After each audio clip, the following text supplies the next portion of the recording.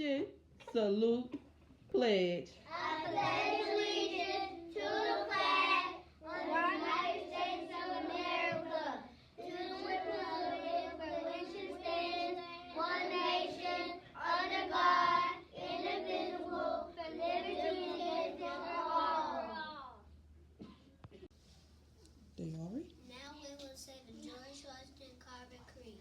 I will have a great day. I will cooperate. I will appreciate. I will demonstrate love and respect others and myself. I will complete all tasks to the best of my ability every day. I think I can. I think I can. I know I will.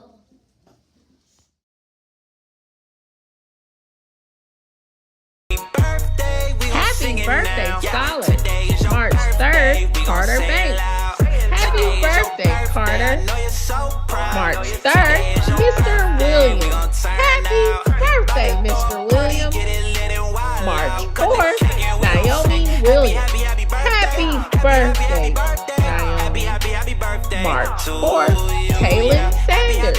Happy birthday, Kaylin. March 6th, Josiah James. Happy birthday, Josiah. March 7th, Ivana Lucas. Happy birthday, Ivana.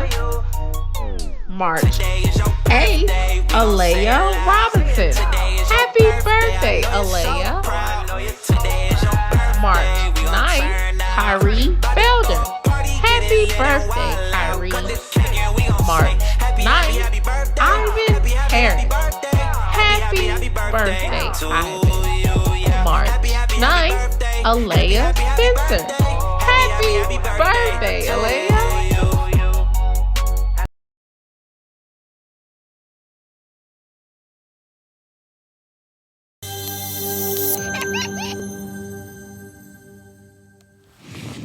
Women's History Month. Do you know that every March, Americans celebrate Women's History Month? For real. Today, we are going to talk about the origins of Women's History Month and why it is so important to celebrate. You have probably heard about famous women in American history like Harriet Tubman and Abigail Adams. But what about Eleanor Dare or Mary Chilton?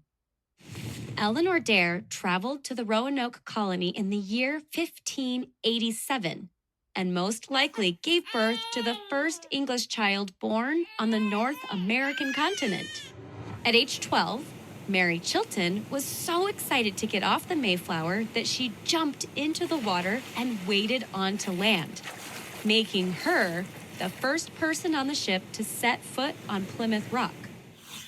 Neither of these stories were well known until historians discovered the information, which is why knowing women's history is essential. To understand more, let's talk a little bit about world history, with an emphasis on his. For much of the world's history, only males have written and published stories about the past. This is because women were not treated equally to men, nor did they have access to the same opportunities and education. Here is an example. In colonial America, women could not own property or vote in elections. In many places, females were not allowed to go to school, and if they were allowed, they were not often taught the same subjects as males. This is because society at the time believed that women were fundamentally unequal to men, which seems kind of ridiculous when we talk about it today.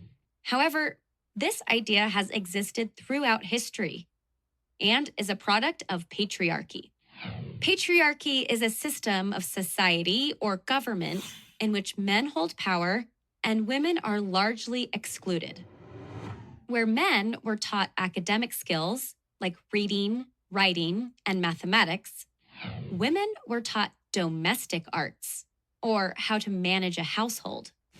These differences in education maintained the power imbalance between men and women up until modern times. And even today, inequities between genders still exist. which is why it is important that we celebrate Women's History Month. It is a way that we can celebrate the contributions of women, not only today, but throughout history. So, how did the celebration of Women's History Month start?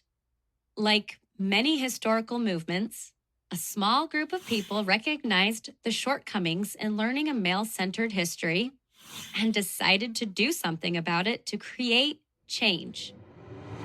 In March of 1978, a group of educators in Santa Rosa, California, thought that more could be done to further the cause of women's equality and to bring awareness to the significant historical contributions that women have made over the years.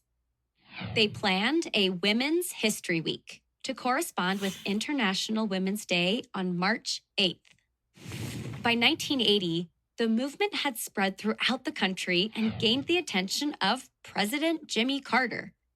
After meeting with women's groups, historians, and the National Women's History Project, which is now called the National Women's History Alliance, or NWHA, President Carter proclaimed that the week of March 8th would be National Women's History Week. At the time, President Carter said, "Too often, women were unsung and sometimes their contributions went unnoticed. But the achievements, leadership, courage, strength, and love of the women who built America was as vital as that of the men whose names we know so well." Nice, President Carter. 1 year later, Congress joined with the president by passing a resolution declaring the week of March 8th as the official start of Women's History Week. 7 years later, Congress passed a law authorizing the president to proclaim March as Women's History Month. It has been celebrated that way ever since. Since then, the NWHA has selected a yearly theme for the month. And the rest, as they say, is her story. What are some ways that you can celebrate the contributions of women throughout history? Hope you had fun learning with us.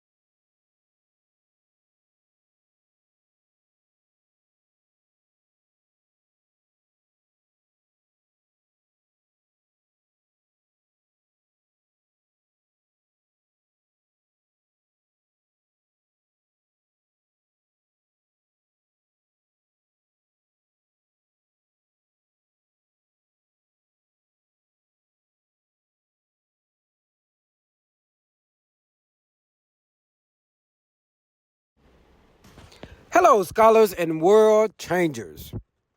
Let's have an awesome week.